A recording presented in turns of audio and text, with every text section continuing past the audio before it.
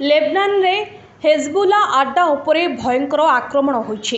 हेजबुला हमलार दृढ़ जवाब देइछि इस्राएल। प्रचंड एयर स्ट्राइक रे वर्तमान सुधा 490 रु अधिक जीवन गलाणी। शह शह लोके आहत होइछन्ति। लेबनान सरकार पक्षरु एही सूचना दी जाइछि। खोजी खोजी प्राय 300 रु अधिक हेजबुला कैंपस को इस्राएल टार्गेट करछि। हेजबुला पक्षरु घन घन रॉकेट और मिसाइल माड़े दोहली जाइछि इस्राएल। एमिति कि लोक माने भयरे माटी तले बंकर भितरे आश्रय नेइछन्ति। रविवार सकाळे उत्तर इस्राएल रो जेजबाल घाटी उपरे हठात आतंकी संगठन हेजबुला आतर्कित आक्रमण करथिला। पाखापाखि 140 रॉकेट मिसाइल और ड्रोन माड़ करथिला। तेबे एही आक्रमण रे इस्राएल भयंकर पालटा जवाब देइछि।